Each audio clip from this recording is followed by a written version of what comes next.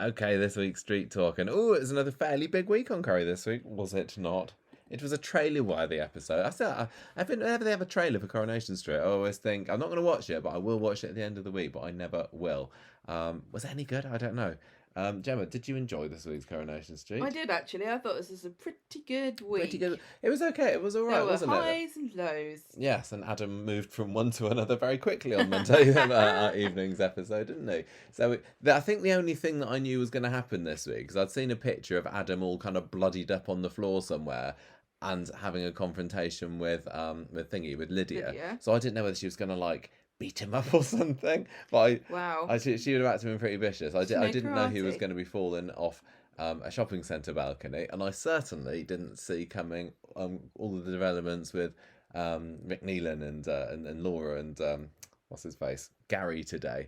Although, like I'd said in last week's podcast, because the election happened this week, I did kind of think that there was going to be some kind of unsurfacing of the Rick Neelan secret this week, and there was, just not necessarily in the way I expected. So the stories that we're going to have this week, I'm going to start off with the Adam one. I've got a few new storyline titles for this week. I can't say I'm mega proud of any of them. We could call it Flipped Lid, because she kind of flipped him over the balcony, didn't she? Or just The Fall of Adam, which is a biblical thing. You know, Fall of Adam? Yeah. Oh, yeah. Yeah, of course. So, and there's a snake. Pick your storyline title as much as you want. I love fruit. Yeah, exactly. Sick Neelan's going to come next. I've kind of, for the next bit, I've got this the stuff about Laura's being poorly. I'm going to do first, and then I'm going to go back and talk about the Maria election thing, and then they kind of merge together with the confession. With the discovery of the county ground's going to be better, the bit I need. Blah, blah, blah. Blah, blah, blah, blah, blah. So I'm going to merge them together a little bit. I got a good storyline title, I thought, for the Maria election one. I should have been using this for months. Barbara's poll. That's all right. Barbara's poll election. It's like a big poll, isn't it? Do you know that makes Shona what? A barber's mole? Barbara's poll and the Barbara's mole, maybe. I thought we could call the Rick Neelan's dead story Ricka Mortis, which is a bit like Rick and Morty. It is a bit like Rick and Morty. I was looking at Rick and Mortis online just to Rigor Mortis. Rick and Mortis. No, stop saying Rick and Mortis. Rigor Mortis online, just to check what it actually was, and it did say that the policeman used Rick and Mortis to tell whether bodies had been moved since the death. Can you stop calling it Rick and Mortis? Rigor Mortis. Rigor Mortis. This is Rick and Mortis. Did you not know what it was? Yeah, I knew it was about getting all stiff when you're dead. Talking of stiff, we're also going to be doing the Tim storyline later. So that's our sixth one. I'll skip to that. My storyline title for that is TMI, which kind of describes everything that was going on there this evening. Don't want to know. But we have also got a little bit of the Craig and Faye story. Did we call it cop off before when he was off work? I don't know. I think that's what he's been up to. He has been copping off because Faye's in the family way again. And that's the storyline title that we used about 7 years ago when Faye was first up the duff. And we have also got a little bit of the Halo stuff as well. Gemma, do you want to be mostly focusing on the Lydia stuff with your synopsising, or do you want to do a bit of Gary and... I'll let you decide which one you would rather do. You do the Adam and Lydia story this week, s'il vous plaît. Well, the Adam and Lydia story is not as exciting as the Rick Neelan story, but Adam still did get flipped off a balcony, so... Yeah. Oh, can I just say as well, thank you very much to Gemma for making the podcast notes on Monday. Did I come home late from school on Monday? I've been late for school lots of times. You had a very bad week, as usual. It's been another stressful week at work. Oh my gosh! But yeah, for Monday I was getting a bit maudlin, wasn't I? And Gemma you were not having, benevolently offered time to do the notes. I was like, "Oh, shut up! I'll do it." Yeah. So I did it the next day. Yeah, exactly. We watched it together on Monday night, didn't we? And then you made the notes the next day. So I haven't actually read any of this. It's actually quite handy to do the notes the second time around, but it does increase the time. It does by double. It does. I enjoyed watching it on Monday without having to make any notes. You're like, wow, this is what it must be like to be a civilian. To be all the time, yeah. All right, go on then. What's been going on down Sarah and Adam's way? Right, so on Monday, it's Harry's 6th birthday party at Speed Dial. Hooray! Isn't that where every kid wants to have their birthday party? McDonald's must have been booked up. Sarah tells Adam he can come, and she also invites him for a coffee later to chat. He gets his hopes up a bit and tells Daniel all about it and thinks that Sarah is going to speak in his defence in this court case that's coming up because Lydia is pressing charges on him Mm. for beating her up and Smashing ruining up her the flat. flat. Yeah. So Adam brings Sarah flowers to this coffee date, optimistic he's going to win her back. But Sarah says, actually, I'd like a divorce. It's over. No matter what anybody says, you can't tell me any different. I know that you're lying and you have a cold little heart. And then she gets up to talk to Shona at the counter. Adam takes her phone and texts someone. Ooh, mysterious. Who could it be? Sarah sees Daniel in the street and she tells him that she's filed for divorce. And Daniel's very surprised because he said that Adam wouldn't be surprised by this. And Sarah says he didn't put up much of a fight. And Daniel gets very suspicious about this. We find out that Adam has actually arranged to meet Lydia at a cafe, and he's recording the conversation sneakily on his phone. A cafe? Surely Roy's Cafe, the only cafe in Weatherfield. No, what was it called? Quentin's. That's right. Cafe. Yeah. So imagine she's had a Quentin cappuccino. that's a thing. That's a joke, isn't it? I had a cafe called Quentin's, I'd definitely tell that. And it was filmed like on location and everything. It was at a proper shopping centre, wasn't it? In fact, we found out, somebody said online where this was, didn't we? Because this was a funny one, because it was, I think I said this on the podcast the other day, but it was called Juicy Streets shopping centre, wasn't it, on the show? It's Juicy. Dutchy. How do you pronounce it? I don't know. Which is the Juicy. name of the road that we stayed in when we were in Manchester. But it was actually filmed at Wheat Sheaf Shopping Centre in Rochdale, which Michael Adams on Twitter recognised. Michael Adams UK on Twitter. Yes, it's an Check actual out place. his account. Yes, because he is a fount of knowledge. Well, he does lots of work at Coronation Street as well, doesn't he? Yeah, definitely Have worth you a follow. finished fanning about now? I have finished fanning about. Back to you. Okay.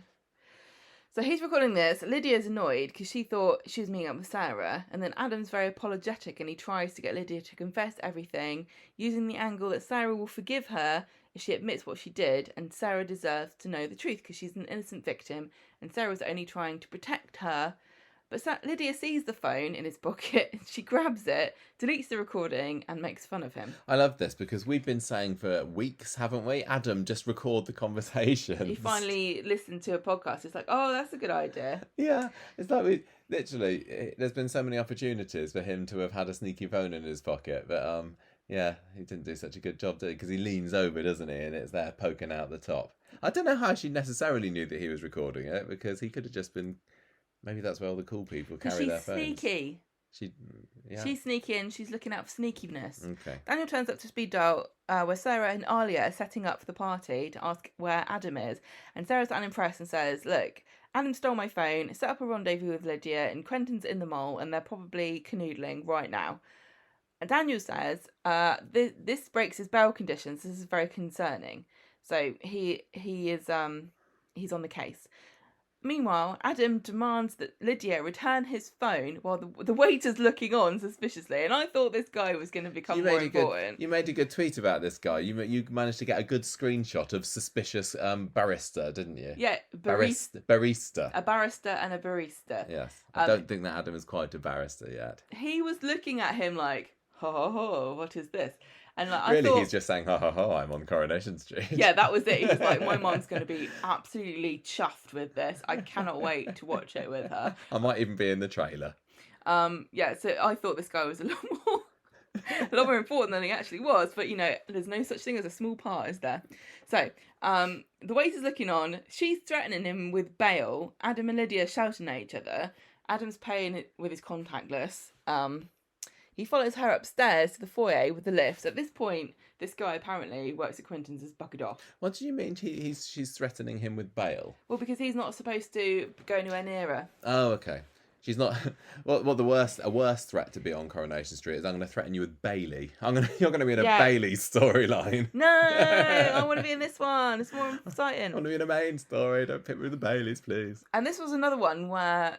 they go upstairs and they're talking and he's harassing her and she says, you're going to be on CCTV following me. And he says, I didn't see any cameras. And then she gets her phone out. And there were a lot of, like, you were saying to me, oh, when you watch it again, make sure to see if there are any cameras. And then Al on Facebook, I think, he saw, like, a camera that was up in the foyer. So there was a camera, but I didn't see it. But in the end, it didn't The even script matter. says there wasn't a camera, so there wasn't a It camera, was everybody. like everybody was so excited and setting up all these kind of exciting plot points, and she just booted him off the edge and ran off, and that was it. What and then happens? went, She kind of gives "Sorry." him a bit of a shove, doesn't Well, she? she gets a phone out. They tussle. The phone goes over the balcony and smashes, and then they have this very heartfelt and lengthy discussion about their relationship. Lydia reveals that Adam cheated on her 3 times, broke her heart, and she had his baby. She was carrying his child. Yeah, she was and going he to have said, his baby. if you had any sense, she'd get rid of it. And so she had an abortion, and that was the last thing that he ever said to her. He thought that she was lying and she wasn't actually going to have a baby. And she's like, just own what you did, okay? And he's like, well, why? We were just kids, we were just messing around. So all the way through this, he doesn't seem to like get what she's saying at all. She tells him how traumatic it was, the abortion, how it affected her life because she dropped out of university, she had bad relationships. When she finally got her life where it should be, she met him again, and he did not even remember her. So all these years, she's been suffering from a brush with the great Adam Barlow, and he just totally forgot she existed. So this was her reasoning behind the last few months, weeks of harassment. It's been months, hasn't it? She's been around since Did you Christmas buy this story? I think we talk about it at the end, but Okay. it just Felt a bit dramatic, quick, didn't it? Yeah. So she insists that their relationship was more meaningful than he remembered, and he started to look regretful, and he apologises. Lydia believes him, and then he starts talking about his dad, about how his mum raised him, and then suddenly Lydia remembers her fake son, Finn, who in fact does exist. Another plot point. This is the biggest waste of a plot point. Literally, there is no reason for Finn to exist. He was a red herring throughout the whole of this. Was he meant to be a red herring? Or I was don't know, but she could have just said, it would have made more sense, because I know that the ages weren't right, and I think people worked that out. But she should have just said, I wanted to scare you, but you didn't even remember I was carrying a child. Yeah. She could have just said something like that, and everyone would have gone, instead of going, oh, what, so Finn is real? Even though he's not been in it for months. So she just remembers she's left him in a supermarket about 3 years ago. Tell you what, and I've probably made you this joke to you before, but laugh as if I haven't. That's why he's called Finn, because he's a red herring. Get it? Finn. Thanks. Okay, so Lydia's like, oh no, I've left Finn. I've left Finn at the Christmas market. I hope he's not dead. He's just sozzled on mulled wine, isn't he? I go, no, I'll nearly finish this cask. I don't know what I'll do when I get to the bottom of it, but that's a problem for another day. Adam tries to get her to confess to Sarah again, and this is when Lydia snaps. Then we cut to Daniel. He's phoning Sarah from the shopping centre. He says, Lydia and Adam were there. They were having a row. I'm worried about him. Above, Lydia starts to accuse Adam of not being sorry at all, just trying to get into Sarah's good books. Daniel can hear them muffled arguments from the bottom of the shopping centre. It kind of moves towards the sound. Adam accuses Lydia of just being out for revenge, and she gives him a slap and tries to walk off. Then he grabs her, so she shoves him, and he falls off the balcony right onto the coffee counter while Daniel's just wandering gormlessly past. He lands on the floor, and Daniel's like leaning over him, going, oh my God, oh no. And Lydia's like, uh-oh, looks over the balconies, and then she kind of like sneaks down the escalators and goes around Daniel and then off. He doesn't even notice. He's trying to ring Sarah. Sarah's not answering because she's in a huff. Adam gets taken to the hospital. There's a nurse there, and Daniel's like, I know that he didn't jump. And the nurse is like, I don't know, a lot of people in Quentin's, when they see the bill, they just jump off the balcony onto the coffee counter. The guy that works there is getting fed up with it. It was weird because she was like, I'm very sceptical. Like, what? How often do people try to kill themselves by jumping off one story in a shopping centre? I know, it's not the best way, is it? The nurse is like, it was clearly a cry for help. Somebody's caffeine addicted. So anyway, he says, I think I know who did it. Who? Well, that's the end of Monday's episode. On Wednesday. Daniel and Ken have been pacing around the hospital waiting room all night Oh long. yeah, they do Oh, that no. fadey round the room thing, Oh, which we've walking already had about. at least once this year. I don't I'm like sure. that. Policeman comes in. Daniel loses his Passage of rag with him when the time. cop says, "There's no proof it was Lydia. They were in a CCTV blind spot." Handy for Lydia. So they didn't see them go up, and then literally, then both leave. Lydia by sneaking down the escalator, and Adam by falling from a height. Mm. And there were also no other customers at Duchy Street, was there? Because it was nearly closing time. It's all very convenient for Lydia. So he's got 2 fractured wrists. So how is he managing to flap about for the rest of the week? Oh, maybe it's ribs. I think it's ribs, because wrists would be quite significant, wouldn't it? Flapping about indeed. Yeah, he's got a broken radius, but he's got no permanent brain damage. How can you tell? They do have a bleed behind his eye, so they're going to have to operate on him immediately. What is that? Well, like pop the eye out, have a bit of a... Yeah, suck it out. Pop Pop the it eye back in again. Oh, wrong Good as one. new. If I don't correct this, he's going to think he's left us as right for the rest of his life. Ken wants to go and see him. Adam's talking. He remembers talking to Lydia, following up to the balcony, then nothing. So they leave him there, and Daniel lies and says that Sarah's on her way. Peter's finally able to get hold of Sarah, who's been ignoring everybody. He tells her everything. She says, "Sorry, I don't care. He's not my problem anymore." Then at the factory, Carla tells Sarah that Adam obviously cares about... She obviously cares about him, and she should be there for him. Besides, if Lydia did do this, then... doesn't it mean that she could have been lying all along? And, you know, Carla's the "I told you so" of this story. Yeah. But she doesn't even get to, like, crow about it, does she? No, Nobody cares. No, she didn't after this. Sarah's just being massively stubborn about the whole thing. She just doesn't. She just wants to save face, doesn't she? Sarah's doing that She could be sunk cost fallacy where she's like, "Nope, I definitely believe this to be true." Wait, and I Lydia shan't could give her a signed confession at this point, and Sarah would be like, "Nope, he's a wrong un, that Adam." I said, "I've made my bed. This is the what's his face? Oh God, I don't even know. I've made my bed, and now I'm gonna lie in it. Yes, or something. Next. Daniel and Ken are told the operation's gone well. So Ken's like, "Does he really say this? I got to go and relieve the circulation in my buttocks." He absolutely did have to say he's got to relieve the circulation in his buttocks and have a nice bath. An ice bath or a nice bath? A nice bath. Adam wakes up and a blurry Lydia is there, and everyone's like, "How exciting!" But it's not really, because she says, "Oh, I'm sorry. I want to see if you're okay. I didn't mean to push you over." And she says, "You know that you did this, but I understand why you felt the need. I'm thinking clearly now, and I didn't realise how upset you were about what a massive dong I had, and that you never get to ride on it again. Sorry about that." And she Rude. says, I'm worried that I'm going to lose Finn." And Sarah shows up. Lydia does a runner. Sarah chases after Lydia, doesn't she? She goes into the waiting room with her and says, "Look, all this evidence that was pointing to you and Adam having an affair." And Lydia says, "Oh, I lied about all that. It's just a joke." Just having you on, just pulling I your was legs. going to tell you on April Fool's Day, but I just wanted to help you realise he's horrible before he hurt you the same way he hurt me. And Sarah realised that Adam never hurt her. "You did, Lydia." Lydia says, "Adam got me pregnant, and then I had an abortion." The police show up. Sarah stopped her in.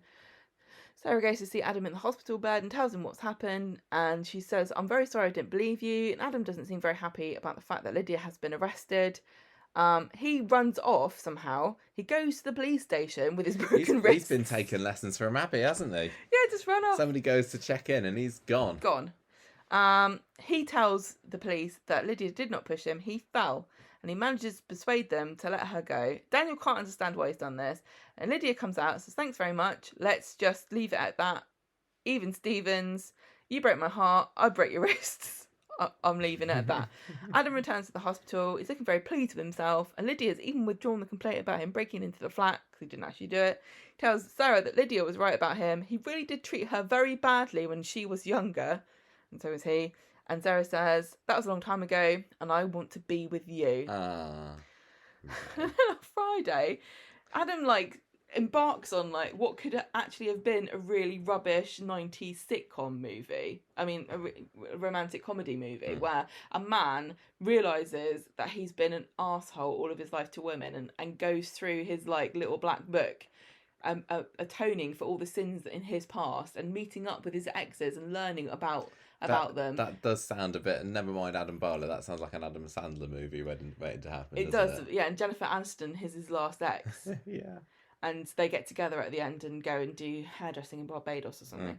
So he's going to take responsibility, apologise to all the women he left, in case he mentally scarred them. He was like acting like, you know, who knows, they could have been mentally ill or something. Like, Adam, you are handsome. They weren't all mental to go out with you.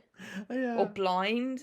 He just thinks that he's devastated all these women. He is devastatingly handsome. That's his problem. So he meets up with an ex later, explains what he... I bet he tried to get it done quickly by looking up a Adam Barlow support group in the Adam Barlow's ex's support group online. He's like, there isn't one. I've got to go individually. So she's like, oh, I'm so glad that you want to make it up to me. Let's go to lunch. So she makes him pay for a very expensive fillet steak and wine. And then she's like, you loser, you big head. I don't care. I didn't think about you twice since it happened. And she says, see you around, loser. Leaves him with the bill. And then Adam goes back to Sarah and he's like, well, I guess not everybody's a maniac like Lydia. And she's like, yeah, I know. Presumably everybody else on his list is also fine about the fact that he's But he's done it the wrong way round, you see. He should have gone to the oldest first, because Lydia's had years to like really get resentful, whereas this woman's had like a few weeks. I can't remember who that woman is. I don't know whether she was on the show before. She may well have been. I might have forgotten. I don't know if she's... There was one he was chatting up the other day and said Sarah was dead. Where's she? Oh yeah, that's true. You should apologise to her. Yeah, I've forgotten about her. It was just kind of like a really funny mini It was just subplot. a little epilogue, wasn't it? It was a bit of a filler bit on today's episode. It wasn't particularly necessary in the slightest, but I won't. You know, I don't bear a grudge. It was a bit like the writers were like, we have to have a moral of the story, and then they thought of one, and they're like, this is a bit of crap actually. Yeah. Let's just make it a joke. It was just a little bit of a. It definitely the whole thing seemed like it came to a standstill very, very quickly, didn't it? It was like a big-ish story in the last few weeks, and then Adam goes over the edge, and there you go, that's the end of that. Which Corrie do sometimes, don't they? Yeah. I was saying to you the other day, it was a bit like when Sally was in prison and the guy, what was his name, Duncan, was got hit by a van. And then 2 episodes later, Sally was out of prison, and that was that. I think Coronation Street. Yeah, they're just not so good always. Sometimes they are, but they're not always so good at giving the finales enough time to play out. I was not expecting the storyline to be over by midway through this week, but you know, I thought the stunt was okay. It was quite fun. I mean, there have been better stunts on Coronation Street. It was no Phelan falling into the ocean, I'll give you that, but it was very exciting. It was a nice, like, you know, wow, early week. Yeah, it was for a Monday night. Yeah. Yeah, even if it was Friday and they'd done that, I might have expected a little bit more. But yeah, Monday night stunt, it was all right. That land surrounded in beans. Should have had the chickens pecking around there as well. Coffee beans though, not baked beans. That would have been weird to have in a coffee shop. Coffee shop beans, yeah. No, it was fine. I think it was. Exciting, but with the type of shove that she gave him, I don't think he really would go over. I think he was just kind of like, oh, I can sue her for this if I just chuck myself over a little bit. I'm sure I'll be okay. There's a coffee cart with a nice canopy on top down there. If I land right, maybe it'll give me a nice cushioned landing. Yeah. The whole thing, it really kind of felt annoying to me that they set up the possibility of like Lydia being brought to justice because of her own like evilness, because that's what we really want in a story, right? When somebody is somebody's being nefarious, we kind of want them to be brought to justice because of a mistake that they make or somebody outwitting them or something. Yeah. But Lydia just going, yeah, all right, it was me, and then I'm being like, you know what, I forgive you. It was a bit like, what? Where's that come from? And you can tell that the viewers weren't prepared for it to go this way, and it's not a good twist. It's actually a cop out. because everyone was going, oh, see, where's the CCTV, or what about this guy? Everybody was looking for how Lydia could have been caught Yeah, out here. how's she gonna But the whole thing was just her like, next? oh, sorry, it's gone too far now. And then also Adam being like, yeah, I agree, it was a proportional response to me being a dickhead when I was at university. Like, no, Lydia needs to learn coping mechanisms, because this is not the first or the last time in her life that somebody's going to let her down or break her heart. Yeah, exactly. I just don't know whether I would have preferred for her to have just been a bit nuts rather than try and she's kind of a bit nuts. Elicit sympathy for her. It was an uncomfortable compromise between this is the reason why, and I probably also have some kind of mental condition. But they're too probably scared to go down that route because they're trying to be more sensitive about people with issues like that. But sometimes people just have weird personality disorders, or I mean, yeah, and I wouldn't say that she's necessarily cured from whatever it is after this. So she's just gone off into the world now. What's she going to do when Finn grows up and gets a girlfriend? She's going to be the mother-in-law from hell. Yeah, I just think that there's probably more to say from Lydia, more to tell about her. I can't say I'm necessarily, chomping at the bit to hear it, but in the end, I did quite like her as a character. I thought that Rebecca did a good job throughout. I thought that she was quite an engaging character. She was just kind of put in a story that didn't quite really manage to get... It didn't have any teeth. No, not... It was partly because it was Sarah and Adam. That's... I just felt like they chickened out. Honestly, I think they went, oh, we don't want to stigmatise. We don't want to, to put a label on this. We don't, we can't, balmy women being scorned and, burning down the world to get back at a man is not a new trope in fiction. No. And it might very well be a misogynistic trope, but you started it with the storyline. So you can't just cop out of it by going... And in the end, they both agreed they might have overreacted a bit. It would have been like if they'd have ended the Phelan storyline by him saying, all right, everybody, it was me. I killed them all, but I'm really sorry about this. And they go, it's all right, Pat. Circumstances got beyond my control, all right, let's just okay? shake hands and we'll say let bygones be bygones. Yeah. So, yeah, it was... I'm glad it's over.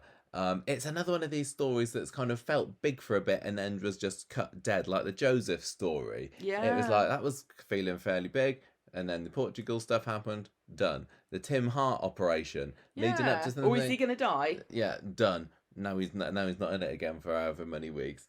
Well, he's back again this week, isn't he? But yeah, it was a funny one. I wonder, would you like to if Lydia had been the one that had gone over the balcony? I just really felt like, yeah, it was a big lead up to a kind of toothless finale. I mean, we did get stunned. We did see Adam get pushed over and stuff, but...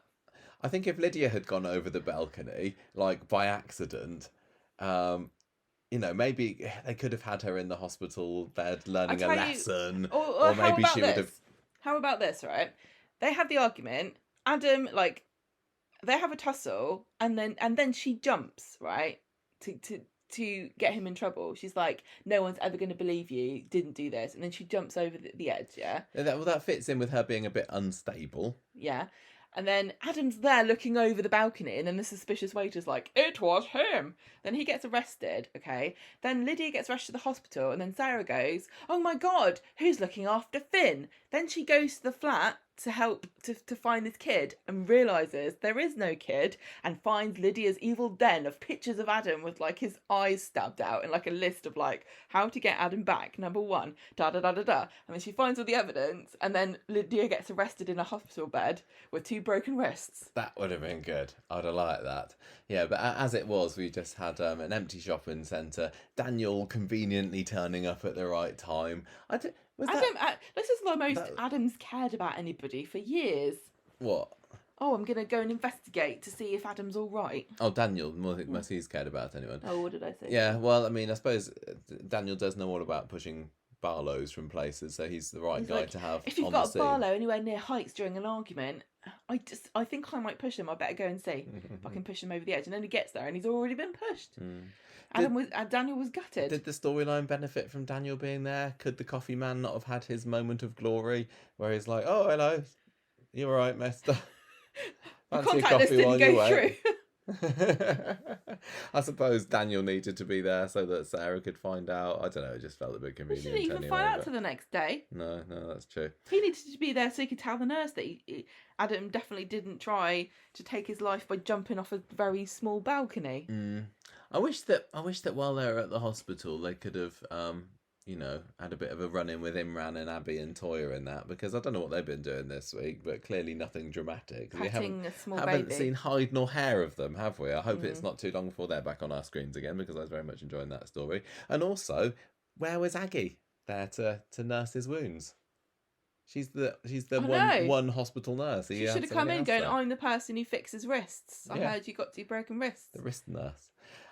So Sarah and Adam back together. Hooray! Sarah's been such a, she's been not the best wife during all of this.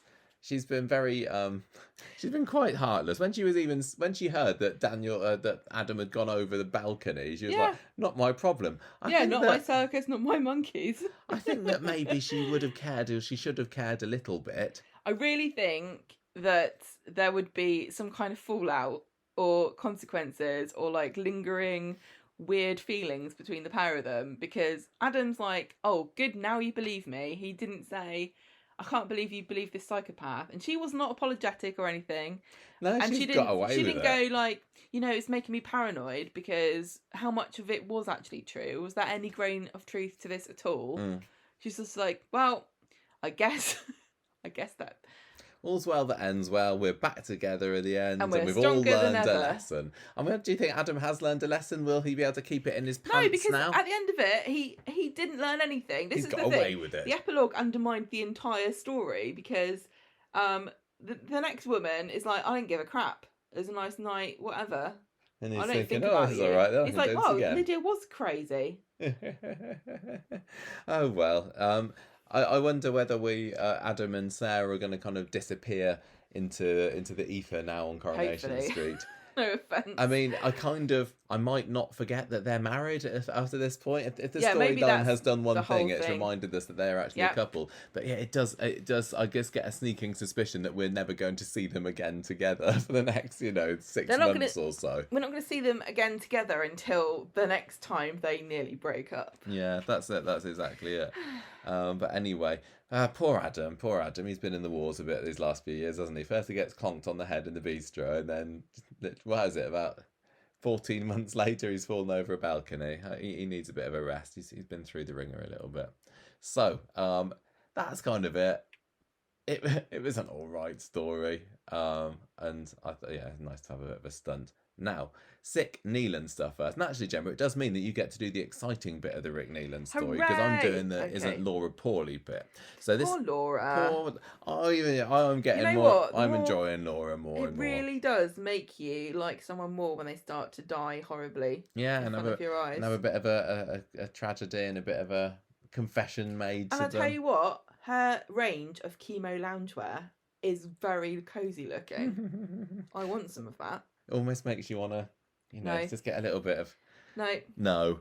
Monday. So, you took it too far. Sorry. You were leading me towards it. No. Right, this is interesting, because this is the first time that in years I've ever read your podcast notes, I think. So I'll see how well I can get on with this. So Laura's private detective bloke, so not Lenny. You're dying for me to have made a mistake, aren't you? You're dying. Oh, yeah. Just like whenever Gemma picks apart any spelling mistakes or whatever in my notes, I'm going to see what she's done. Excuse me. So Laura doesn't have Lenny as her private detective anymore, does she? She's got this ex-cop, which is a bit of a shame, so I quite enjoyed having Lenny back for that little cameo the other week. But anyway, he's got some pretty difficult questions for Gary, saying, "Well, I've been doing some snooping, and I found out that you've been very, very generous with giving large sums of money out recently. Where'd you get that from? And basically, the theme of this week for Gary is the walls are most definitely closing in on him. Laura wants some money for Kelly, and the PI says, right, Gary, you need to tell me more about what happened between you and Rick. And Gary's been like, oh, I can't really remember. He's just being totally vague about the whole thing. So the PI's like, fine, I'm going to have a think. I'm going to come back on Wednesday's episode. Maria, meanwhile, reveals the news, tells Laura that Kelly has been shortlisted for an award. What award could that be, Gemma? Most redeemed character? Where the Feel Good Samaritans Award. Most, Beautiful hair. The Saint Gabriel Award for the most angelic character on Coronation Street. No, she's got a Young Stylist Award because she's cut Stu's hair at least 2 times at this point. So if that doesn't deserve a saying massive for the mantelpiece, then I don't know what does. So Kelly comes in. She says, I don't want my dad's blood money. And Laura says, she kind of teases her for a little bit. And Maria says, "Oh no, you need to have more faith in yourself. It's you're a great lad, Kelly." Laura is starting to look uneasy with the fact that she has been a bit of a bad mother all this time compared to Maria, who's doing an awesome job at guardianship. So Laura's in the Rovers later, and there's some great scenes there. I enjoyed these. She's popping pills, she's drinking wine. Bernie is there over the other side of the bar. This is the bizarrest scene, isn't it? Bernie's quirk for this episode was that she can guess what medication you're taking. She should. I mean, who else has got a weird quirk where they can know everything about? Well, it's an Archie Shuttleworth, isn't it? Yeah. 5'8", I'm not wrong. And then Bernie's like, oh, diazepam, I'm not wrong. That's not that she can, but Archie can tell how tall the corpse is, and Bernie can say what they OD'd on. Yeah, I think that they need to try and keep this up for Bernie. Give her a little bit more spice to her character. Give her a little, a little more. Literally spice, and then you're sniffing very suspiciously. Maybe. Anyway, she's guessing what Laura's having, and while Sean is watching on, and she reveals that it's Zodamine. Which is this is a very powerful painkiller. Very powerful painkiller, and Bernie's like, oh, hang on a minute, that's not fun. Yeah, you not have that with your booze, and you got a lot to live for. Look at your beautiful daughter, isn't she wonderful? I don't know how much everybody knows about Laura and what's wrong with her. Well, she's not really been dying in anyone else's story, has she? She's in a real street. Nobody would have a clue who she was or any of her secret details. No, it doesn't make sense that anybody would know, but it's not like a secret. But Bernie doesn't seem to need any explanation. Laura doesn't tell her, "Oh, I'm going to die soon." I think Laura, kind of Bernie saw it in her crystals, didn't she? Oh yeah, probably she feels it in her waters. Yeah. Laura gets all maudlin about how she's done for how little she's done for a child over the years, and all these Gary and Maria, they've done more in 17 weeks than she's done in 17 years, and so on. So she's getting utterly sloshed. Bernie tries to get her drink water because she's polishing off this wine like nobody's business. And she says, oh, Bernie, I've been a terrible parent. And Bernie says, don't worry, love, time's a great healer. I was a bad parent too, but look, Gemini and Apollo love me now. And Laura says, Laura does make fun of the names. She does, doesn't she? And she says, well, time's a great healer, but that's one thing I haven't got, unfortunately, because didn't you know I'm dying of cancer? Gary later on sees Laura staggering about the street, helps her get home, and realises that she's been boozing it up in the pub. Kelly comes home later. That was quite a nice, sweet scene between those two. It was. Kelly, does she get a bit lusty with Gary? No, she's like, you'd be all right, if you weren't Ginger. Gary. Kelly comes home later, a bit concerned about Mum. Gary covers for her, says, "Oh look, she was just getting worn out. She went to get a prescription. She's not drunk or anything, honestly." And Kelly says, "I'm going to give you a little bit of a makeover to cheer you up." So that's the end of Monday's episode. Good notes, Gemma. Thanks. Wednesday, Kelly's worrying because Laura seems to have taken a bit of a turn for the worse. What's actually happening here is she's got a massive hangover after a Monday night bender. And she's like saying, no, I don't need to see a doctor. It's fine. Maria is pretty sure it's related to all the boozing yesterday. So she calls up Aggie. Aggie tells Laura, probably not the best idea to go boozing when you're on the medication. But Laura says, I don't care. You tell me what you want. Well, this is what I think. I'll do what I want. If I'm ever in this position, I've got a list of things. I'm like, I'm gonna try cocaine. What? No, Why you not? would not. What's the worst that can happen? Like you could get arrested, like Laura did it. And then I'll just be like, whoa, joke's on you now. You've got to make me soup, policeman. It's probably do a better job than me, to be honest. Yeah. Oh, finally, someone's gonna make my dinner for me. Then she starts getting more than again over what terrible mum she's been. Maria says, look, there is still time for you to make an effort here. Your life's not over yet. You could make a difference to Kelly's life. So Aggie sees Kelly in the cafe later and says, look, I need to tell you, mum's been mixing booze with drugs. She's a bloody little she's a total grass, snitch. isn't she? Well, she goes around telling everybody everything. Yeah, such a do-gooder, that Aggie. No wonder she got the Golden Heart Award. Golden snitch. Golden Snitch Award, Yeah. it should have been called. Kelly is absolutely fuming to hear this. So she storms back home, has a massive go at Laura, telling her, look, you do not even deserve me because I am the streets' most beautiful angelic character ever. I Yeah. want you out. Yeah. Laura argues back. They start having a go at each other. Gary has to come between them and kind of extract Kelly from the flat so that things can calm down. In the cafe later, Bernie says, look, Kelly, you should maybe take it easy on Laura. She is dying and everything. So Gary takes her back home. Laura's having a bit of a cry. She's like, oh, Kelly, I'm so sorry. And Kelly says, all right, mum, you can stay, I suppose. So when Kelly goes into the bedroom, Laura starts crying again and says, Gary, look, I just want Kelly to be okay when I'm gone. Can you kind of be an unofficial guardian to awful. her? And I says, look, I will always look after her. So, that's it. Because I've just realised I've put another note somewhere where it shouldn't have been, so we're going to need to remember to say that later on. That's kind of the Laura's ill bit of the story. I know it does come back again in the next bit, but because my notes are all a bit jumbled, I'm going to pass to you, Gemma, to tell me the exciting news of Maria's election. On Monday, oh man, this isn't a good exciting tip. You tricked me. It gets there. Just because, come on, Kirk's in it. Everybody loves Kirk, right? No. He's funny. No, Kirk, there's a few people who are rapidly going downhill.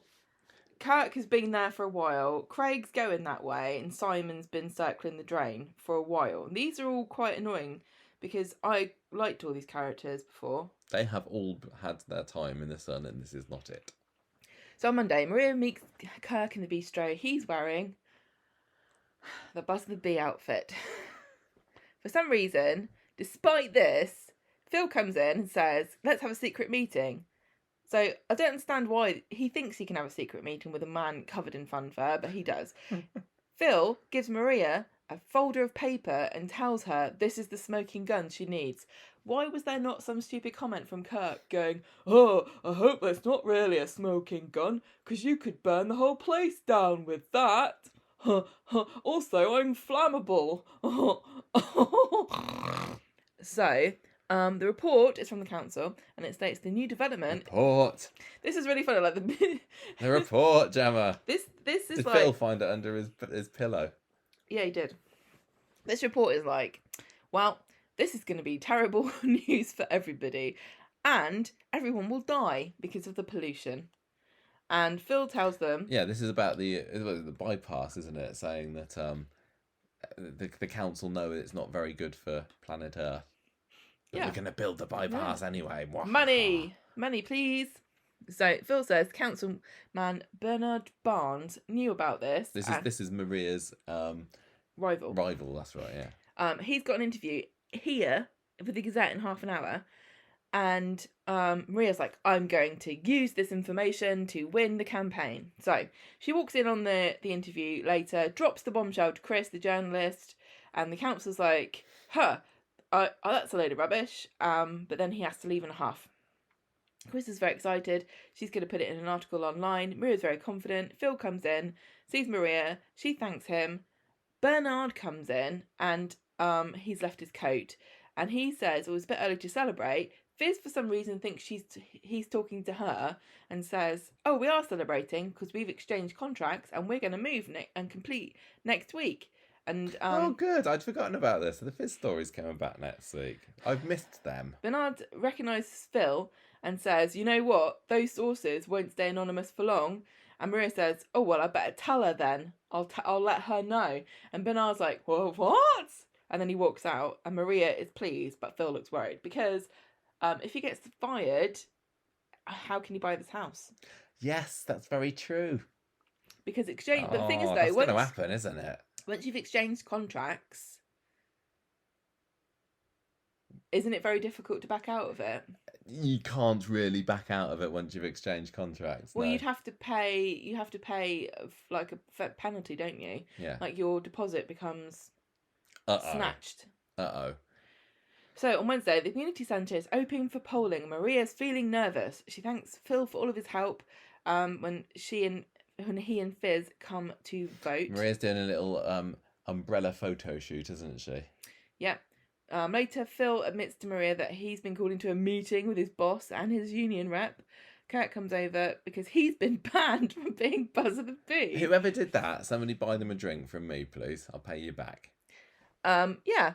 Yeah. No more Buzzer the Bee. Yeah. Later on, Maria. Who could be the next Buzzer the Bee? But who's another? He's another gormless idiot. Craig. He can be the next Buzzer the Bee. He totally could. He could imagine Craig being a little bumblebee. Little bumblebee. He'd be the queen bee. Later on, Maria's been reading about how the voting seems to be doing. It looks like her opponent's getting quite a turnout. She's on the cusp of giving up after all this trouble that she's caused poor Phil and Kirk. I was getting quite hopeful at this point, thinking, win. Good, Maria's not going to be elected. Yeah. Phil and Kirk find her moping in the pub later. The press polls may be looking bad, but good news. The council have decided to move the bypass and Weatherfield County is moving to. Hooray for everything.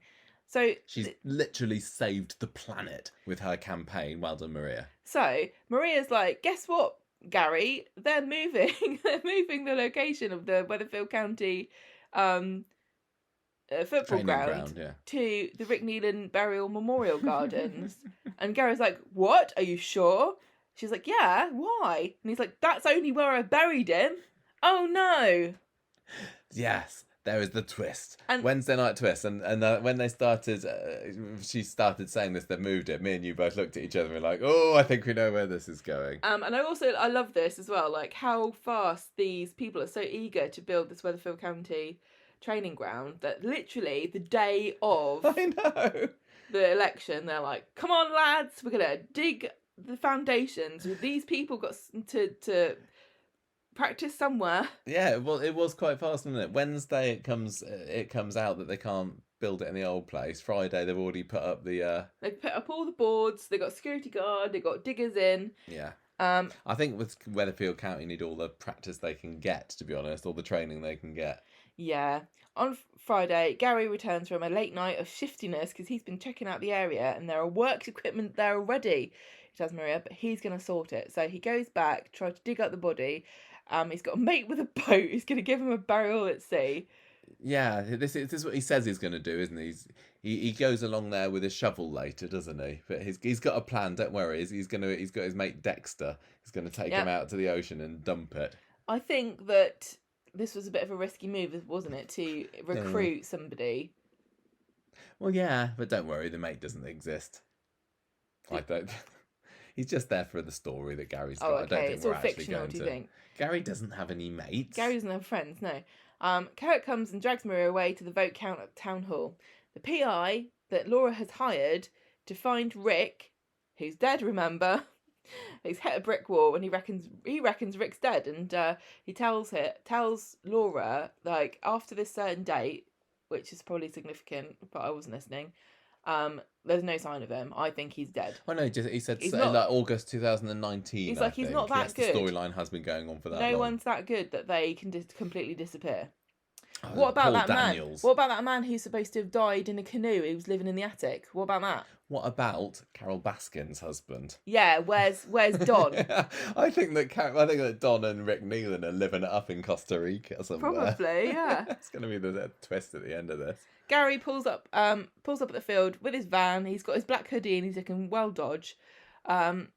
We also cut to the PI telling Laura it's all looking very suspicious, and the last person to have any contact with Rick was Gary. Oh yeah, because they have their PI bloke doing a little voiceover while Gary's Well, Gary's there being with getting his nefarious. spade out and stuff, yeah. Gary gets caught trying to scale a wall. I mean, he goes up to the entrance and he starts climbing up the side of the wall in broad daylight. And the security guard comes over and he goes, "Are you joking?" I know. This is feeble. He's got his black hoodie on to try and do it under cover of darkness, but no, just broad daylight. Yeah. It is a bit of a pathetic attempt, really, Gary. Sorry. So you've moved everything. He says that he says, "Oh, I'm a county fan and I want to see. I want the to place. look." And he's like, I hear that they started this literally overnight. Is it finished yet?" Yeah, nobody who plays for the county are here.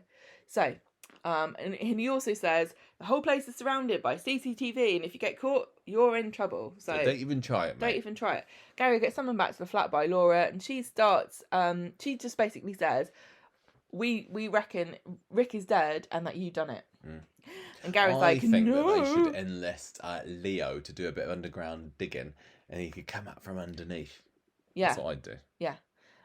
What's going on with Leo and Jenny at the moment? Is he still in it? I don't know. I can only hope not. But she's like, "I'm not going to let this go. I'm not going to stop. I want the truth. I can see you're hiding something." And she starts crying, begging for the truth. And he says, "You want the truth? I killed him." What a confession! This was great. I tell you what, Laura just goes from strength to strength as a character. I think she's absolutely. Finally, as she's shuffling off this mortal coil, they've made her. This is the best that Laura's ever been. I can't say that I've ever not enjoyed her, but she's been fairly unremarkable. Well, she's been deliberately an unlikable character for quite a lot of the time. Yeah, and a very minor character for most of the time. I mean, I think it's fair to say that tonight was Laura's biggest ever episode on Coronation Street. And the actress, Karen Allen. Yeah, she is showing such range and depth. She is. She's so fantastic. She's not really been given the opportunity to do it up to this point. Yeah, I'm so pleased that she's been given this role because OC. She's absolutely fantastic at it. She's just coming to terms with all of this. She's like, "I trusted you as Kelly's guardian, but you're worse than Rick. No, I'm gonna make sure that you can never do any more harm. I'm gonna tell the police." And he says, "Listen, it was self-defense, and also, it wasn't me that I was defending. It was my family, because he was threatening my family and my kids and stuff." So I'm trying to remember back to when this happened, because this was like Britain's Got Talent Week 2019, wasn't it? When the Platts were all shooting Lorraine Kelly in the arse, and Rick Neelan had lured Gary to the woods, but he made out that Sarah was there, didn't he, or something? There was a whole thing with a watch. Remember that? Yeah, something. Yeah, and so he just jumps Gary, and Gary clocks him around the head with a stone, doesn't he? Yep. Is basically what happened. Well, she says, "Yeah, of course he threatened your family. That's why you don't get involved in people like that."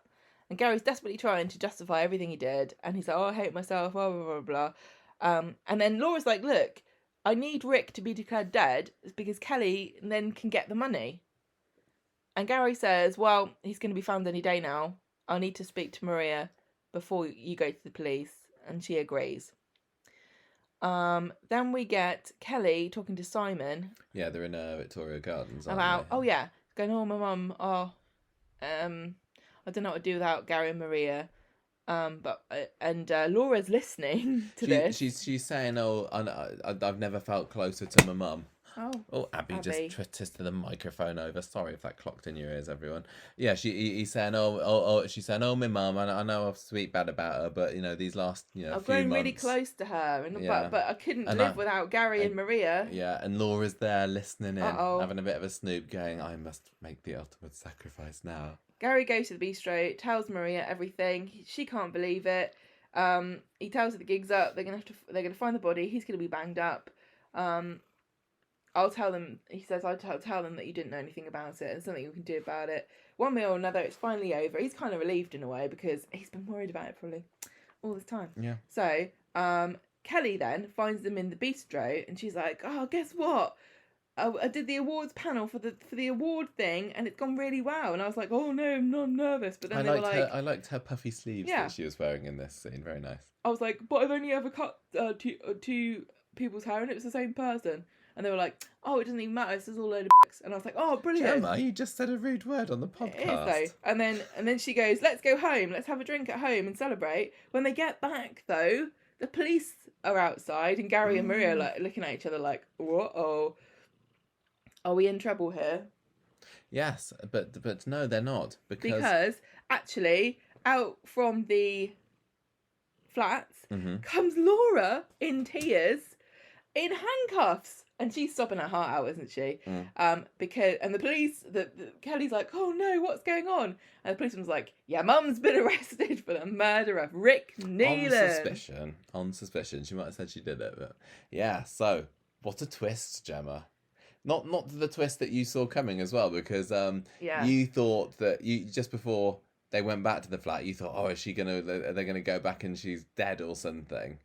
Yeah, I really thought that she was gonna be dead, like, gracefully on the sofa or something. Do you think that she would have, overdosed, kind of dead, or just died succumbed to cancer? Ill. Very coincidentally. I didn't know. But this is a way better twist than that, isn't it? Because it solves all of Gary's problems in one fell swoop. It does, but I don't know whether that makes it a good twist, because I really, really don't need Gary to get away with this. I kind of like this when Coronation Street's done this too much in this storyline, though, haven't they? Where Gary's confessed to somebody about something, and then he just gets away with it.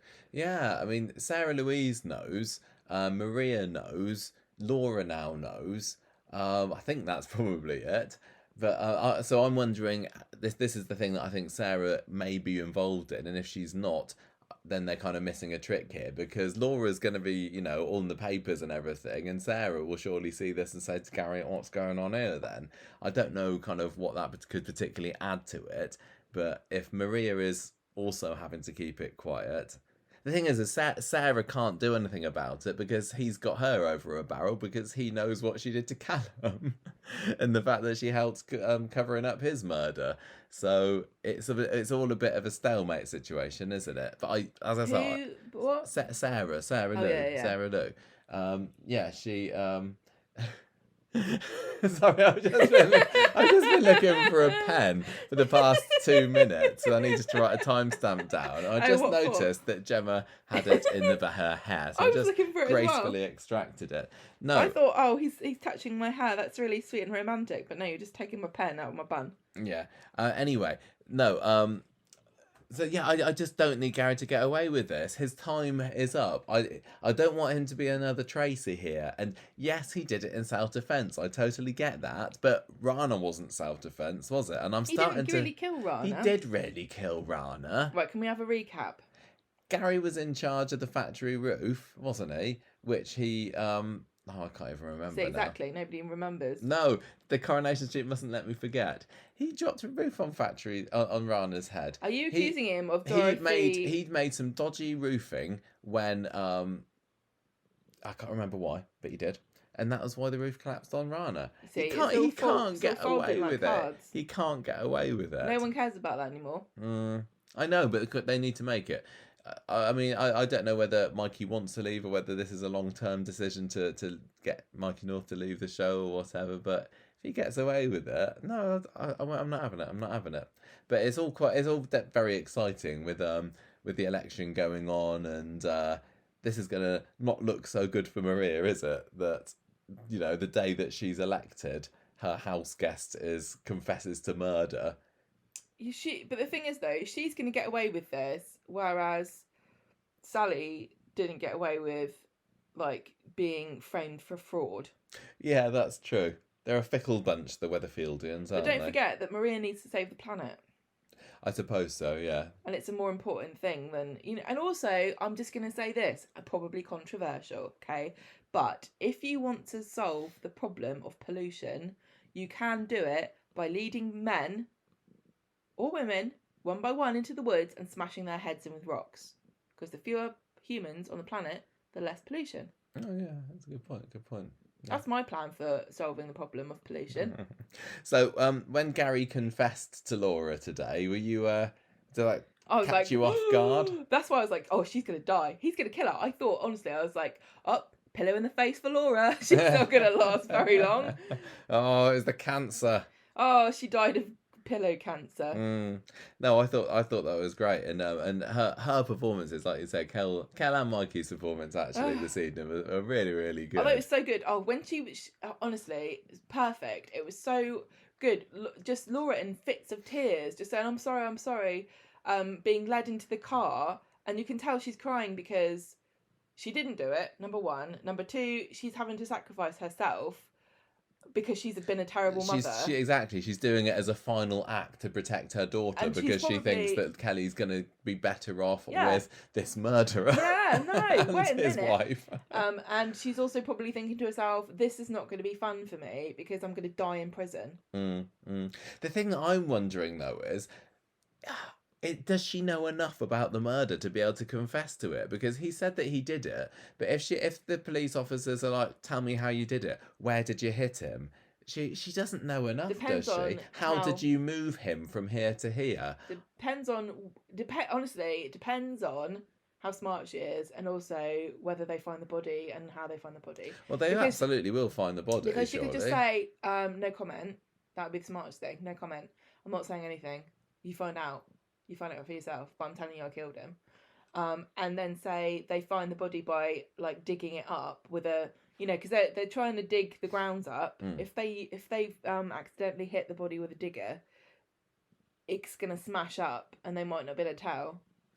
Maybe. I mean, just would have the thing is though, there will be like the edges of, because let's face it, his head was bashed in with a rock, so there will be parts of his skull that are damaged with the edges that will be aged more than... Surely when you smash up a skull that's been there for a while, the edges will look cleaner and... Yeah. They'll be able to tell, like, where he was hit. Or maybe Laura will be like, I can't talk to you until my lawyer, Gary Windass, gets there. And it's like, Gary, tell me how you've done it. Well, I was wondering whether they're going to draw Imran back into the story to get him to represent Laura. I mean... He's a bit busy at the moment. He is quite busy at the moment, and Laura's not his favourite person, but he might be duty solicited into her or something. Oh, I just love this. And then that could be a way of getting the Rana angle back into it. But yeah, I don't think Imran really needs to be in this story, but it's possible. I'm loving it. I really am loving it. I love this twist. I feel so bad for Laura. She's such a great character. Like, she spent her whole life being selfish, and then at the very end, when her daughter needed her, she managed to find the strength.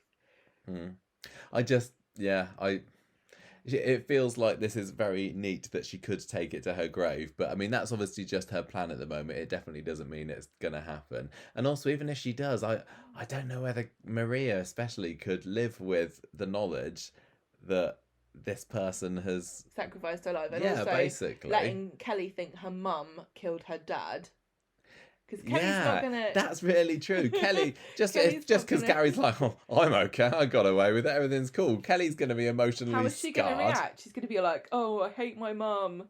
Yeah. And then everyone's going to be like, but she's dying of cancer, you can't be such an arse to her. And she'll be like, whoa, she should have thought about that. And Gary will be like, this is really awkward, but I can't explain why, but you should probably make it up to her. That's terrible of Gary to allow Kelly to think that. Well, yeah, you don't know. He might double confess, and then the police will be like, wow, God, is this double jeopardy? I don't know. I think it is. I'm looking it up in a book. Well, there's a film about it. We can watch the film. I'm not watching a bloody film about double jeopardy. I was just going to assume that when two people confess to a crime, it cancels each other out. We'll have to let you go because I don't know which one of you done it. Oh, I think we're going to get some more very good acting from Millie Gibson next week as well, because she was there at the very end, wasn't she, today? But when the body's dug up and everything, she has held on to the idea, the notion that her dad's alive all this time, hasn't she? She's been... Yeah, this is going to be a shock because she didn't know her dad was dead. No. And now she's being told not only is her dad dead, but her mum done it. Yeah. Oh, it's great. I'm loving this. I know you've not liked this storyline, but I've Gary's not liked it storyline as much as you. Over the past few years has been my absolute favourite weird story. It's just dragged on because a bit remember, much. like years ago, we were saying, "Oh, don't really like Gary. He's boring. He's just really dull." And like, "Oh, he's such a nice guy." Then he murders people and starts being a loan shark and like adopting orphans and waifs. Fantastic. he's not that great a character He is. still He's for me. brilliant. The other thing, mini complaint that I had about this one, was that it was getting a bit too close to being an exact rip-off of the Phelan story, wasn't it? It is a bit, When yeah. Phelan had, who was it? Vinny and Andy. He had their bodies in the reservoir at the place that is, oh no, they're developing what was it, a print works or something that they were putting there, and Phelan's like, oh, I'm going to sort that out. I'm going to get working on the building site myself, and I'm going to uncover them. I'm going to dig them and put them in cement and everything like that. And then they're going to be the concrete twins. That was awesome. And this feels like it was kind of the same, but now it's not, because I guess that the bodies will just be found. But this is what it's like in Manchester and Salford at the moment. Just redevelopment everywhere. How many bodies being dug up left, right, and centre you can't move from? Yeah, that's true. Anything else to add about that? There was a funny line. What did you think of the line on Monday when Maria's like, "You better not be calling me elite," and Kirk says, "We didn't even try pesto in 2003." Do you think that's funny? It's quite. I can't ever remember that line, but I see you've written it down in your Monday notes. But I quite like it. Yeah, pesto. Pesto is quite an elite condiment. You don't like pesto, do you? I'm You're not a fan. massive fan of pesto. Pesto was something that I actually quite started enjoying around about 2003 when I was living in France, because the people that I was living with made pesto pasta. Yeah, well, I think whenever I smell pesto and hot olive oil, I think of you living in France. Oh, thanks. Because I think you used to fry a lot of stuff in cheap olive oil. Yeah, probably. Anyway, that was all quite cool stuff. Next week definitely has potential to be quite fun, with this storyline obviously being fairly major. Maybe the Abby Imran Toya story coming back, because they can't afford to go off the boil for much longer. I love and also Gary Fizz stuff. and Phil and Tyrone in the house, which I'm very much looking forward to as well. In the house. What's going to happen to Phil and his job? I hope he doesn't lose his job. It looks like he maybe will do.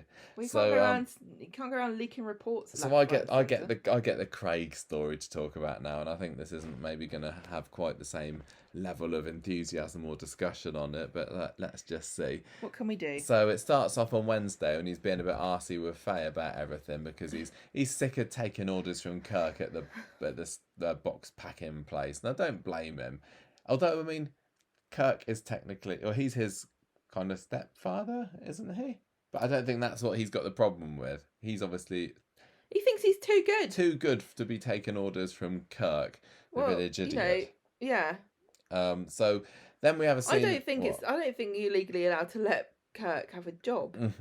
Then we have a scene in the factory later where we find out that Peanut, the dog, has got fleas, and Beth says, "Oh, Faye, can you look after her until we can get... We want to get Peanut out the flat, then we want to have the flat de-fleed, and then we'll have the Peanut back in." I think it's Kirk that's brought them in, to be honest. What's the answer? I'm not looking after your flea-ridden dog. You don't need me to look after your dog while you deflea your flat. You can do your dog and a flat at the same time. Not only is Peanut flea-ridden, but Faye's also allergic, isn't she? And Craig says, "Oh yeah, we can't. Sorry about that." Anyway, but they do anyway. Yeah. So when Craig goes, Beth starts digging with Faye a bit more about why Craigie left the police. Did something happen? Because at this point, there's not many people that actually know the real reason. Well, no, of course there's only 3 people know. There's a kind of dead man. There's a dead man, and there's a plastic fingernail. Yes, there is, down the drain. So later on, Faye opens up to Emma about struggling to deal with Craig's disappointment in his job and everything, and Emma says, "Look, you need to do whatever you can to make things up with him." So when Craig comes back home from work later, Faye's all dolled up and she wants to do something nice to try and to convince him to come out, go on the town, but he says, "No, it's a school night. I can't because I'm boring." So next thing she does is brings Peanut round the flat. Her eyes are absolutely streaming because she's allergic, but she just wants to do what she can to make up to him. And he says, "Look, don't be a martyr about it." She says, "I just want you to be happy."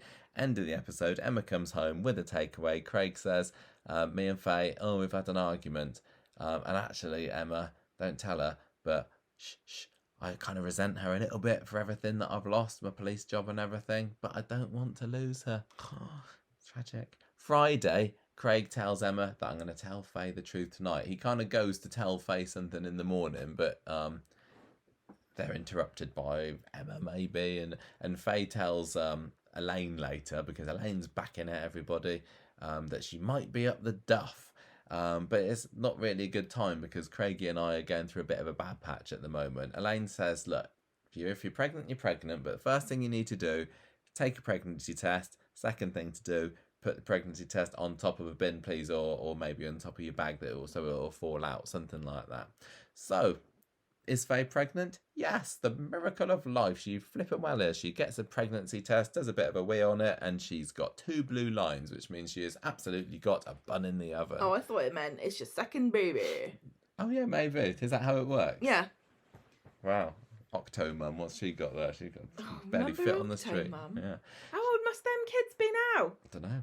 She says to Elaine, "Oh, I think Craig was going to break up with me this morning. Now what are we going to do? And now I've got his baby inside me." Yeah. And Elaine's like, "It's never stopped you before. Exactly. Just have the baby." Emma comes home later, finds Faye a tad on the upset side, and assumes that she's been told by Craig that I kind of resent you about this whole losing my job as a policeman thing. And she says, "Nope, I'm pregnant." No, she doesn't. No, she doesn't. She says, "Nope." What does she say? She says, "I think I'm allergic." Oh, no, and then Emma's like, "Oh, I'm sorry, I shouldn't have said anything." Oh, and yeah, Faye's like, "What do you mean? What's about right. What?" And she says, "Oh, Craig hates you." Because he really liked being a policeman and everything, and he was so good at it. Craig decided for himself not to be a policeman.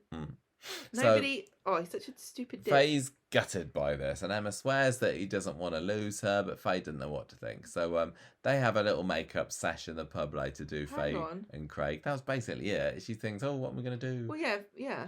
And then well, she's trying to tease it out of him. She's like, "Oh, I feel really bad about what happened. I wouldn't blame you if you left." But then it becomes apparent that actually Craig's solution to this is not break up with you, Faye, but get my job back. See, so he's handling it in a more healthy way than Faye and Emma predicted, which means they've underestimated him. They should apologise. That's basically it, isn't it? No, and then she says, "I'm up the duff." Oh yeah, I'm up the duff. He's like, "I'm going to get my job back." And if I was his manager at work at this police thing, I'd be really annoyed if he came back and then 2 weeks later he's like, "I'm off on paternity then, bye-bye." And Emma kind of almost drops herself in it at the end of the episode, doesn't she, by saying... Yeah, hang on. They agree that they're going to keep the baby. He says he loves her. "I always love you. I'm going to go be a policeman." They go back to the flat. Emma comes in, sees they're happy, says, "I'm going round to my friend's house for pizza. I'll just let him know." And they're like, "Ooh, a man." A him? Blimey. Gemma, I've just remembered something. I've just remembered something very important. No. Do you remember earlier in the notes when I put a note in the wrong place? And that was quite an important plot point, wasn't it? And then we didn't say it. We didn't talk about it. Maria's won the election, everybody. I think we've alluded to it. We alluded to, yes. I'd written that accidentally in the Adams storyline, and then we didn't put it back in the right place. But hooray, well done, Maria. You've won the election. A little bit disappointed by this, but do you think that she's going to be still councillor for much longer? Isn't she? How is she going to solve the problem of dying planet? I assumed that when she had her little mini victory at the end of Monday's episode, that hooray, they're not going to build the bypass on the Red Wreck anymore. I thought, oh, okay, fine.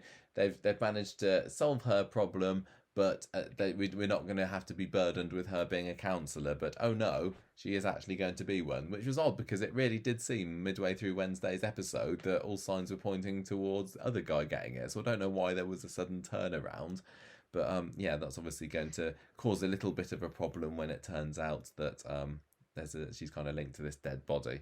Anyway. See, this is the trouble about Coronation Street and tackling very huge issues that affect the entire nation and trying to make neat narratives and satisfying plot arcs for characters. Like with James comes out as a gay footballer and everybody sort of grows to accept him and like nobody makes a big fuss about it, but it doesn't really make sense because in the world of football, it's not like he's cured homophobia in the world of football even in the show. No. And the same thing with Maria. Like, what's she going to do? All she's going to do is make a bunch of really annoying local ordinances that inconvenience people and don't actually solve anything. Because it's like... I'm trying to think of an analogy. It's like taking water out of a bath that's overflowing with a pipette. Like Yeah. you can do what you like, but the water's going on the floor. What happened to her plan to make the Coronation Street parking residents only? Has she given Was up she on gonna that is one? she gonna bring that in? Did people vote for her? No, this is a horrible plan all along. Hmm. She's gonna make them get residents parking. I don't know get what. mad about I don't think it. she's got any policies now. Yeah, Anyway, what is her policy? Pollution's bad. I got rid of my SUV. We should have had anyway, one to start with. sorry. Back to the story with Faye. Oh, hooray! She's pregnant. And everybody's like suspicious of Emma because she is going round to her friend's house. Place your bets, ladies and gentlemen. Will the baby be born? Gemma, what say you? 50-50 as usual, as a time-honoured tradition in Coronation. We just had a baby been born, so no. Do you reckon? Do you reckon that was the baby of the year, Alfie? I just don't want. I don't want sad. I don't want Craig and Faye all sad, you know. But I also don't want them having a baby because it's boring.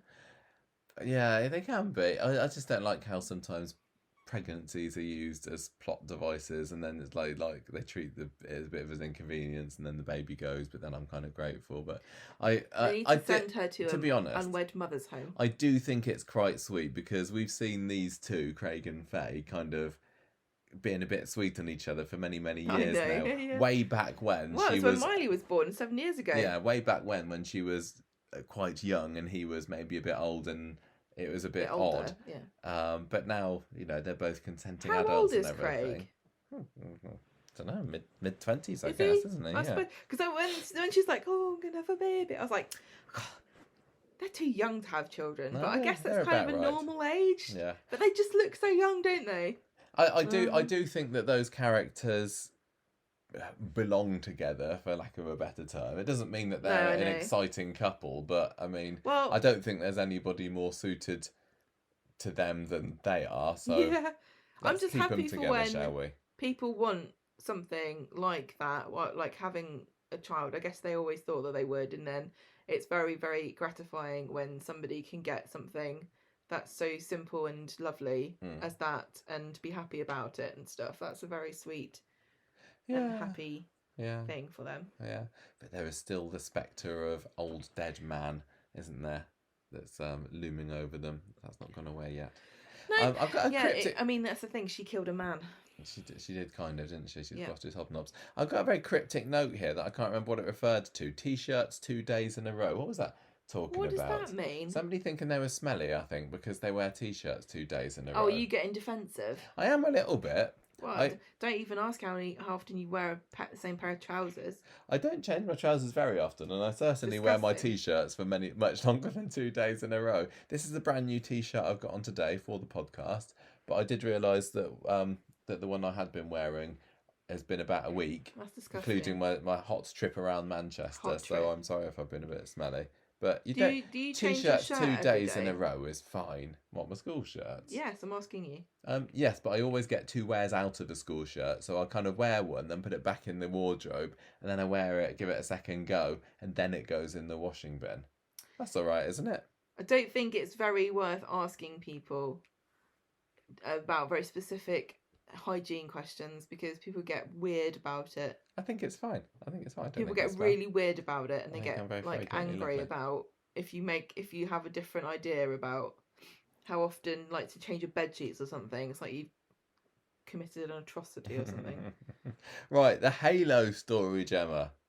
Yep. Jacob and Amy. This story was an advert for Depop. What's that? It's an app that you can use, and thank you Depop for paying for this product placement here, that you can list. It's like eBay but for clothes. Okay. I used it quite a lot. Well, do you want to explain how? Because I remember it being vaguely mentioned and you remarked on it when we were watching, but I've got no idea now. So on Monday, Amy's left home, hasn't she? She's gone to live with Jacob last week, and Steve's getting annoyed because Tracy hasn't bought all of the stuff that he likes to sneakily eat that is actually supposed to be for Amy, and he's convinced that Amy's coming back, but Tracy is not. So Amy does come back, but she only wants to see Ken. So she sees Ken in the cafe and she gives him this pitch to ask for Granny Deirdre's money, and she gives him this spreadsheet about all of her she's done her plans homework, hasn't she? That's for what she's going to spend all the money on. And she's like, oh, I'm not going to need that much cash for clothes because I'm going to use Depop. And Ken's like, Depop?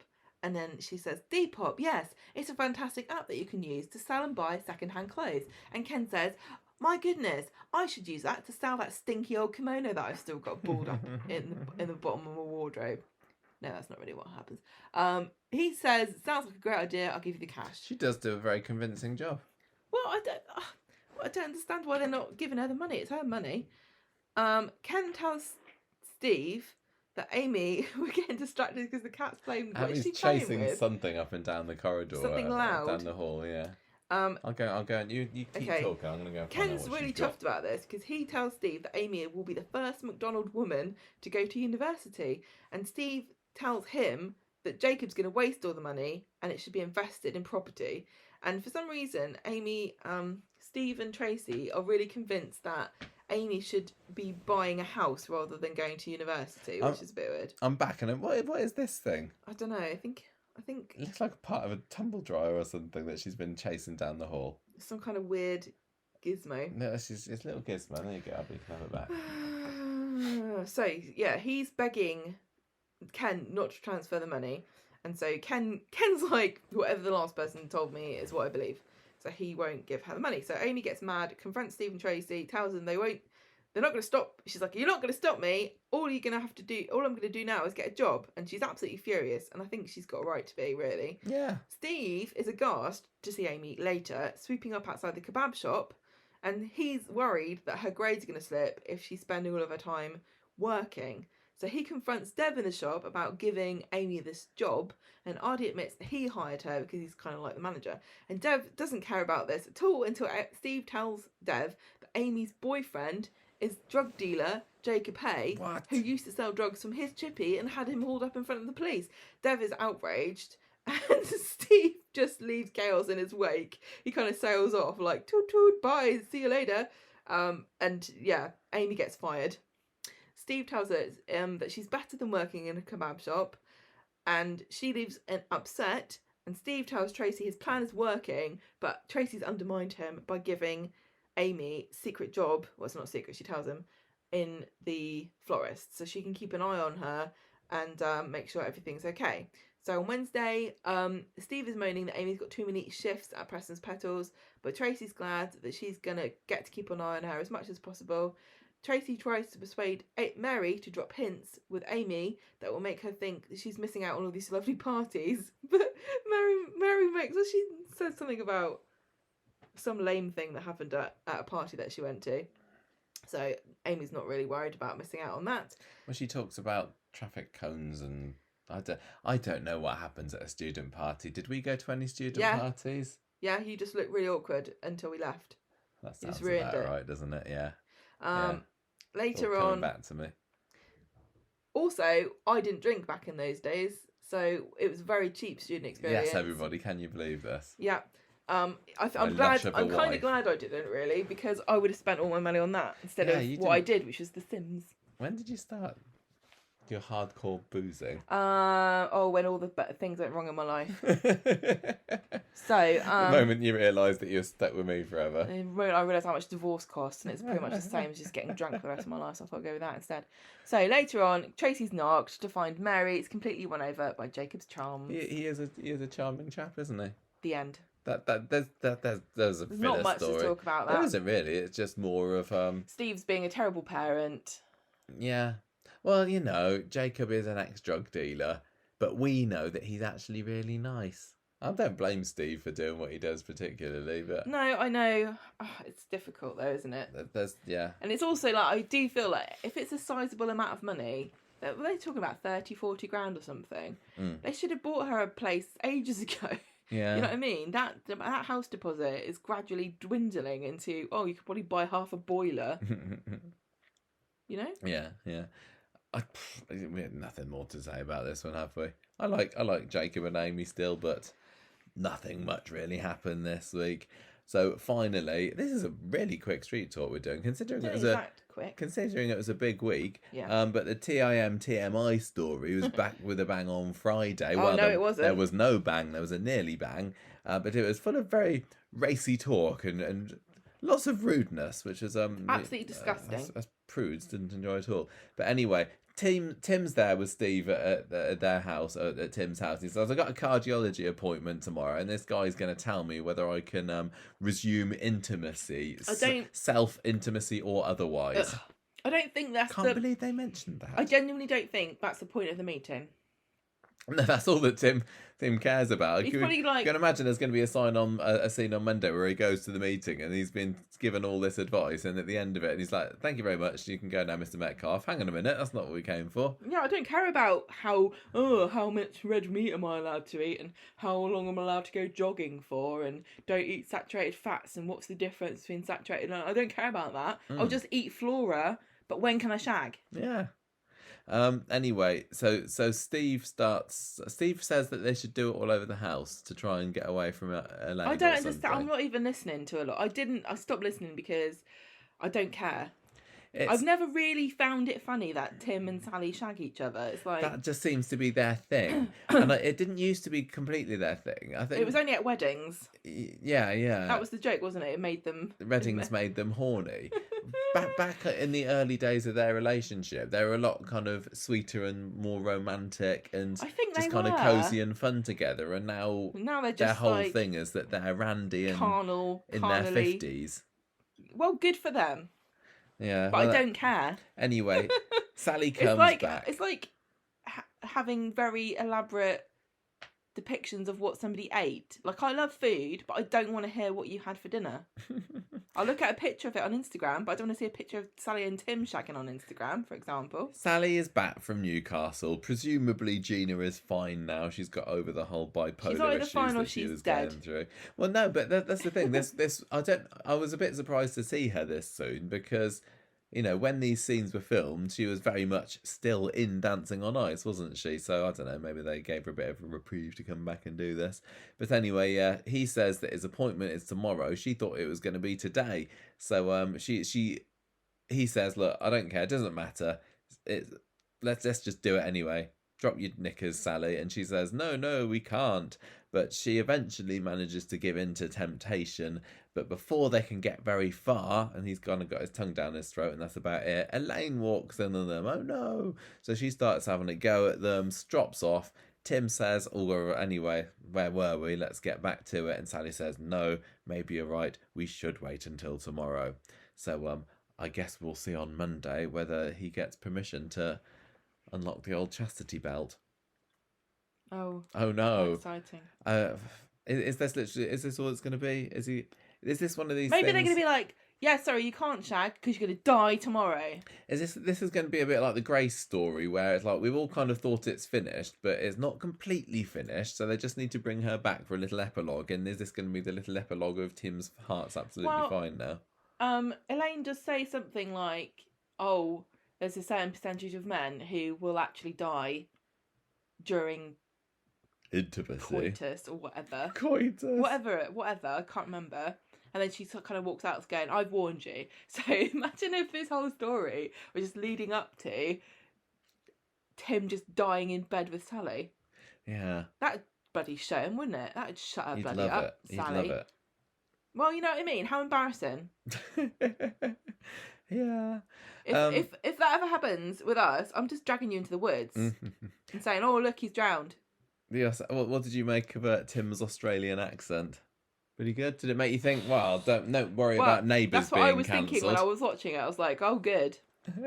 we got it. Maybe it's a sign. Maybe it's a secret sign ITV's trying to tell us that don't worry about Neighbours. We're going to buy it. Yep. So, that is it for this week's Coronation There Street. were some storylines in this week, as you probably could tell, that I did not really like. But I thought the Adam one was very dramatic and fun, even though it kind of... I felt like the ending was kind of like written on a napkin in the taxi, you know? Yeah. Then he falls off the balcony and forgives her at the end. Yeah, and she's like, "Oh, sorry." I really, really am loving Gary and Laura. You're loving it more than me. I'm more pleased that the wheels are moving after all this time. You know, the story stagnating. But this week has certainly made me appreciate Laura a lot more. I still can't really get behind Gary and Maria's characters, but I'm glad that things are moving forward. But if this does end with Laura taking the secret to her grave and being the scapegoat, Tony Stewart style, then I will be very, very annoyed. I'm just so excited. Cannot wait for next week. I'm so thrilled because we'll find out whether Kelly gets the award or not. Surely she will. Okay, so what are you scoring it then, Gemma? What do you reckon? This is definitely 4. Ooh, okay. 4 unhealthy cultural stereotypes. Okay.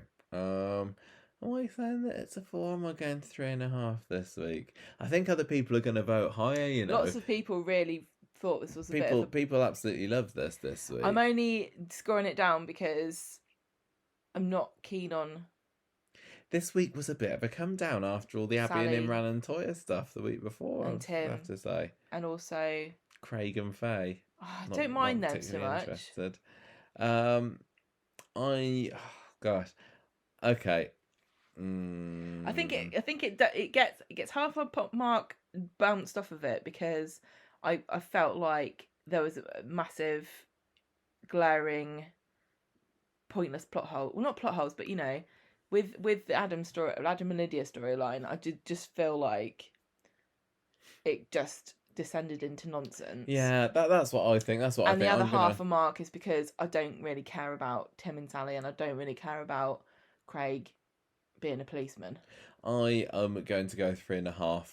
That's bad. I mean, it was billed as a big week, and it didn't feel so big. This is your problem. The end of this week. Your problem is that you go, oh, it's going to be a big week. Oh, it's Super Soap Week. Oh, it's Britain's Got Talent Week.